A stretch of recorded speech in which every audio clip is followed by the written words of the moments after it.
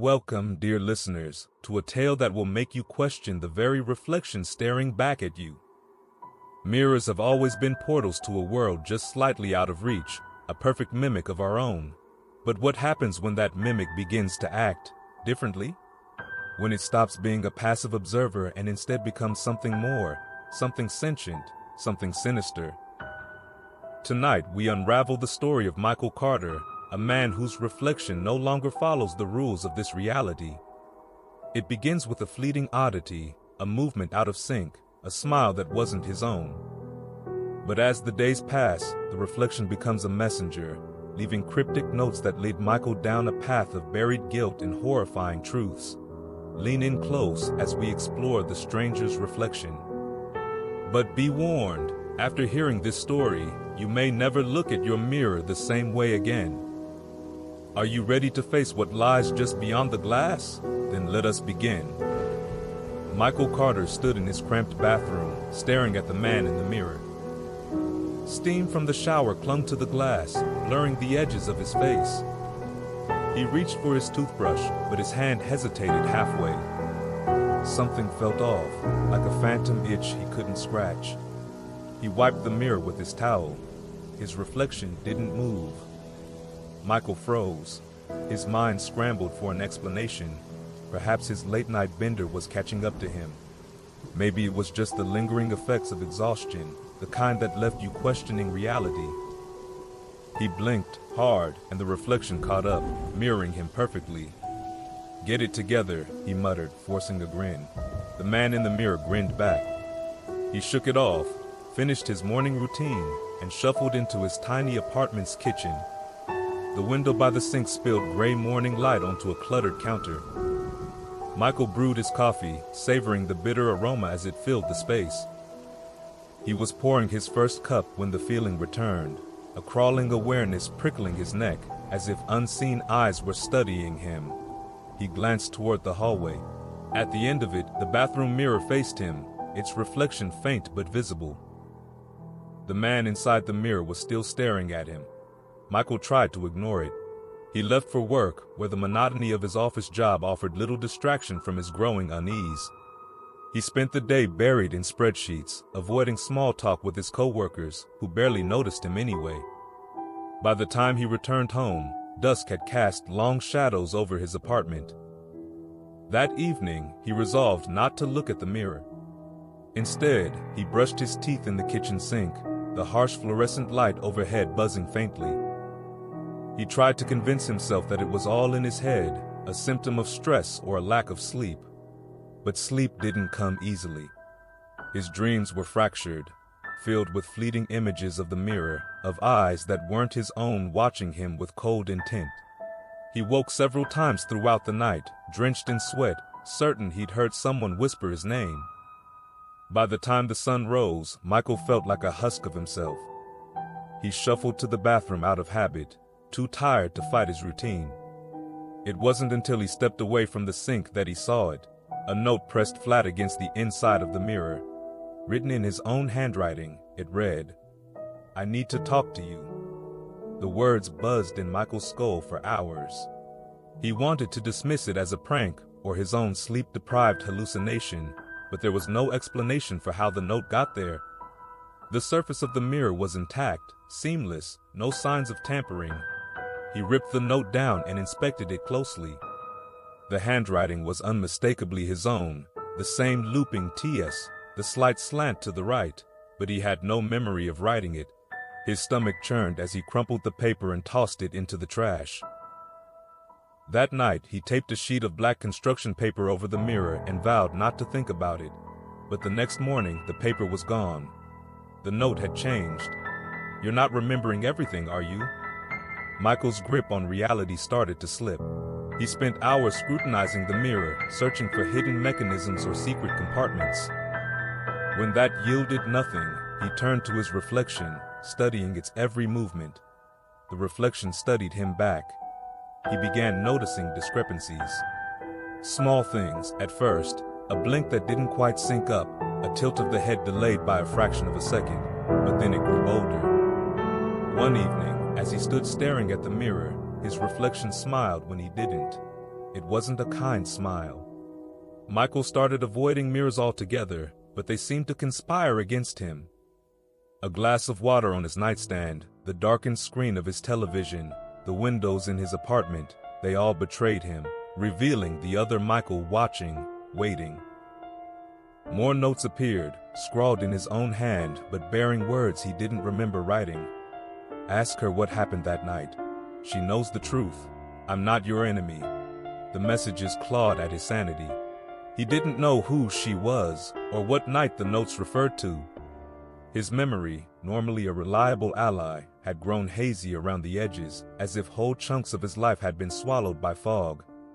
Michael called his sister, hoping for reassurance. But she barely recognized the man on the other end of the line. "You sound different," she said hesitantly. "Are you okay?" "Yeah," Michael lied, though his voice was shaking. "Just tired. Work's been crazy." The silence on the other end lingered too long. "You haven't been yourself lately," she finally said. "I think you should talk to someone." "Talk to someone?" Michael echoed, his temper flaring unexpectedly. "What's that supposed to mean?" His sister sighed. "Forget it. Just call me if you need anything, okay?" He hung up without saying goodbye. That night, the worst note yet appeared. "You killed me." Michael stared at the words, his heart pounding like a war drum in his chest. He tore the note down and hurled it into the trash, but the accusation burned in his mind, spreading like wildfire through the murky depths of his memory. Who had he killed? He tried to remember, but his thoughts felt tangled, like a tape rewound too many times. Images flickered in his mind, flashes of headlights, the sound of breaking glass, a scream that cut through the night like a razor. When he looked back at the mirror, the reflection wasn't there. Michael woke to the sound of soft, insistent knocking. He sat up in bed, heart thundering as he strained to listen. The room was cloaked in darkness, the kind that seemed alive, pressing in from all sides. The knocking came again, but it wasn't from his door. It was softer, closer, like someone tapping glass. He turned his head slowly toward the bedroom window. There was no one outside. Then he glanced at the mirror mounted on his closet door. His reflection stood there, grinning. Michael scrambled out of bed, knocking over the nightstand in his panic. The glass of water he'd left there shattered on the floor, shards glinting like tiny knives in the pale moonlight. He clutched at his chest, gasping for air as his reflection raised a hand and pointed toward the broken glass. When Michael dared to look down, he saw another note wedged between the shards. Trembling, he picked it up, careful not to cut himself. The words were scrawled hastily, almost frantic. "You're running out of time." The morning came slowly, dragging Michael through the hours as if time itself had grown heavier. He barely ate, barely moved. He was too afraid to even glance at reflective surfaces, his apartment now stripped of mirrors and covered windows. But it didn't help. His reflection found him anyway. The television screen flickered to life on its own that evening, the glow illuminating his hollow face. There, in the static, was his reflection, staring back at him. It mouthed a single word. "Remember." Michael flung the remote at the screen, shattering it into a spiderweb of cracks. The reflection vanished, but the word echoed in his head like a drumbeat. Remember what? The following day, Michael decided to leave his apartment. The air inside had grown stifling, the walls too close, the shadows too dark. He needed space, clarity, something to make sense of the chaos unraveling his life. He wandered aimlessly through the city, his hands stuffed in his jacket pockets, his eyes avoiding shop windows and puddles. The streets were crowded, but Michael felt profoundly alone, like he was walking through a photograph of a city rather than the real thing. A diner caught his eye. Its neon sign buzzed faintly, the word "open" flickering in and out. Michael hesitated, then stepped inside, drawn by the smell of coffee and greasy food. He slid into a booth near the back, where the light was dim and the walls were adorned with old, sun-faded pictures. As he waited for his order, he noticed a mirror hanging behind the counter. His reflection was staring at him again. Michael froze, his body rigid as the reflection raised its hand and pointed toward the corner of the diner. Slowly, Michael turned his head. There, sitting alone at a table, was a woman he didn't recognize. She was in her mid-30s, with dark circles under her eyes and a nervous energy that radiated from her like heat. She glanced up, meeting Michael's gaze, and something flickered in her expression: recognition, fear, and something else he couldn't place. Before he could decide whether to approach her, she stood abruptly, tossing a crumpled bill on the table. She hurried out of the diner, her steps quick and uneven. Michael felt a strange pull in his chest, a nagging certainty that he needed to follow her. He tossed money onto his table and slipped out the door, keeping a careful distance as he trailed her through the streets. She led him to a park on the edge of the city, where the trees stood like skeletal sentinels in the fading light. She paused near a bench, her hand trembling as she lit a cigarette. Michael hesitated, unsure of what to say, or even why he was following her. But before he could decide, she turned and looked directly at him. "You don't remember me, do you?" she said, her voice low and strained. Michael blinked, taken aback. "Should I?" The woman laughed bitterly, the sound harsh and broken. "Of course not. You've done a damn good job of forgetting." "What are you talking about?" he demanded, stepping closer.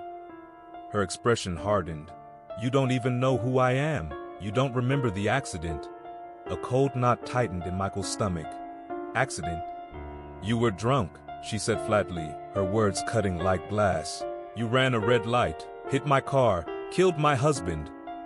The air seemed to drain from Michael's lungs.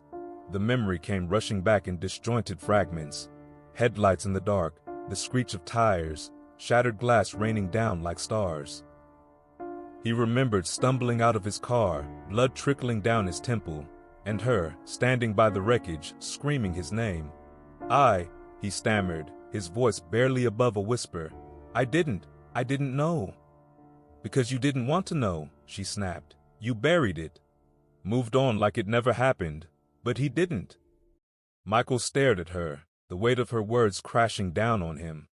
"What do you mean?" She stepped closer, her eyes blazing with anger and something darker. "He's still here, watching you. Waiting." "Who?"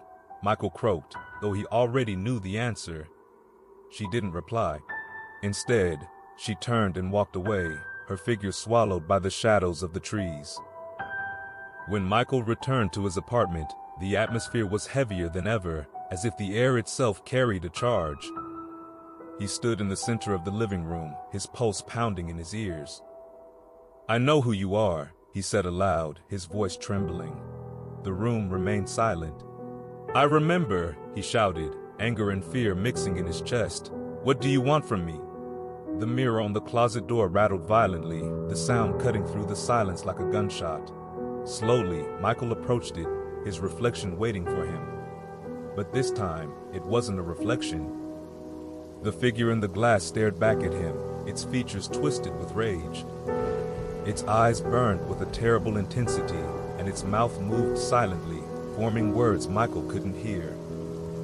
Then with a sudden burst of motion, it reached out, pressing its hands against the inside of the glass as if trying to break through.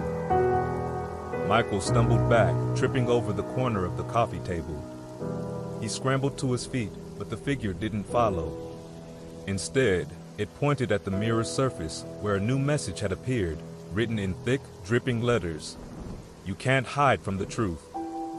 Michael stood frozen before the mirror, staring at the words smeared across its surface. "You can't hide from the truth." His reflection no longer moved in sync with him. The other Michael stood perfectly still, watching with an intensity that made his skin crawl. "What truth?" Michael demanded, his voice shaking. "I didn't mean to hurt anyone. It was an accident."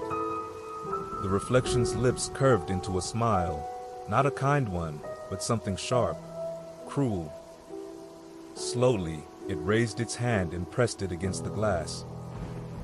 The room trembled, the mirror rippling like water as the figure leaned closer, its face nearly breaking through the surface. Michael stumbled back, heart hammering in his chest. "What do you want from me?" The reflection opened its mouth, And this time, Michael heard its voice, low, guttural, and echoing as though it came from deep within the glass. Justice. The apartment began to change around him. The walls seemed to close in, dark shadows stretching across the room. The air grew colder, carrying with it the faint scent of blood and burnt rubber. Michael staggered toward the door, but it slammed shut on its own, the lock twisting violently into place. "Let me out," he shouted, pounding on the wood. A low laugh echoed through the room. Michael turned back to the mirror, where the reflection was no longer alone.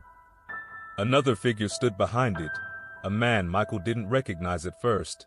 He was older, his face gaunt, his eyes hollow. Blood streaked his temple, and his expression was one of quiet rage. The man pointed at Michael. Michael's breath hitched. "Who are you?" The answer came not from the man, but from the reflection. "You killed him." Memories came rushing back, vivid and undeniable. The night of the accident, the sharp stench of alcohol on his breath, the blurred headlights of oncoming traffic, the deafening crash as his car barreled through the intersection.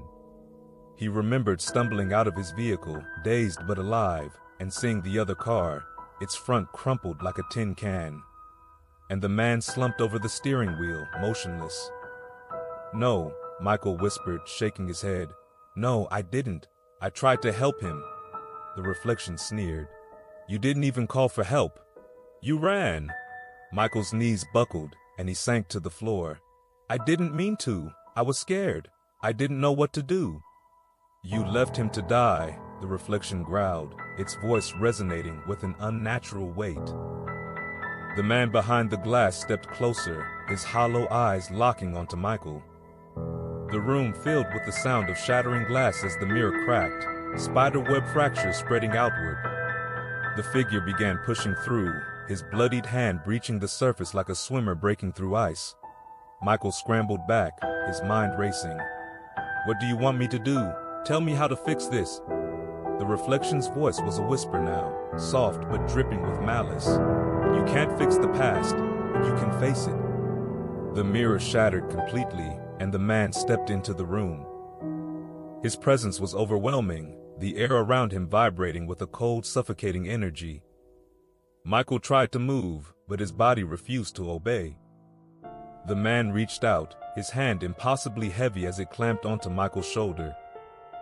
"You took everything from me," the man said, his voice quiet but filled with pain. "My wife, my future, my life, and you forgot me." Michael's throat tightened. "I didn't forget, I buried it. I was a coward." The man's grip tightened. "Then make it right."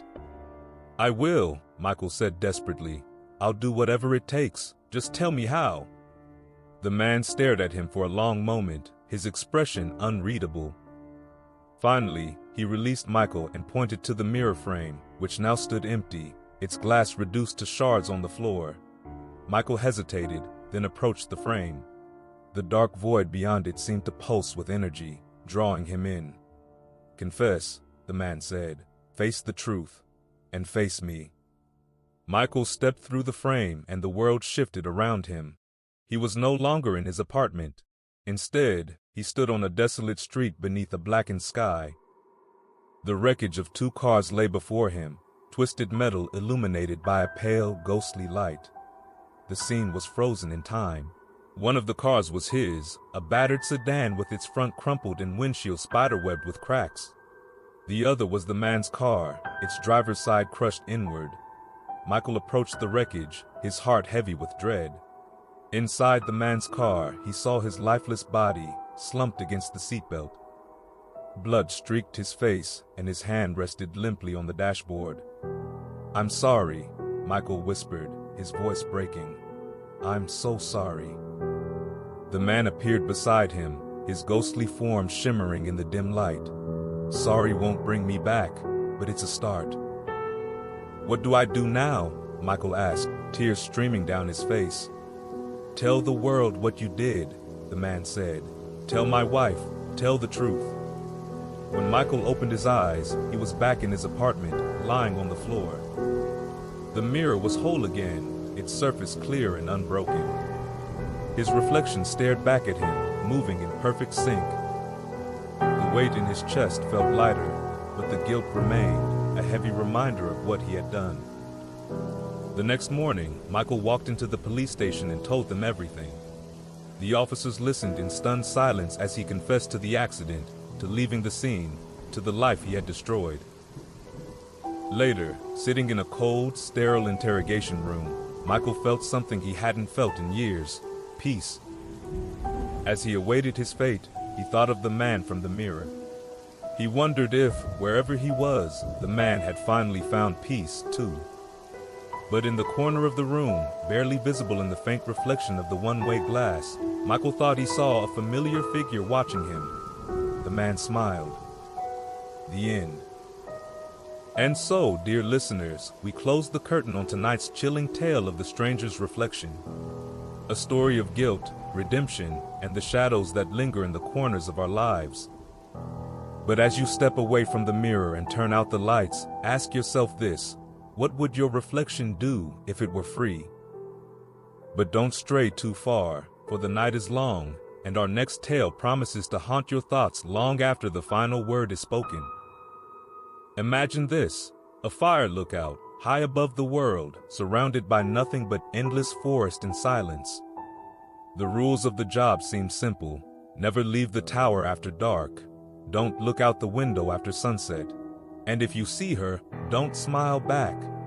But what happens when the rules are ignored? When the scratching at the door isn't just the wind? When the smile outside the window isn't human? Join us next time for I ignored the rules in the fire lookout, and now she won't stop smiling. A tale of isolation, terror, and the consequences of breaking the one rule that mattered most. Until then, dear friends, sleep well if you can, and remember, the dark is never truly empty. Good night.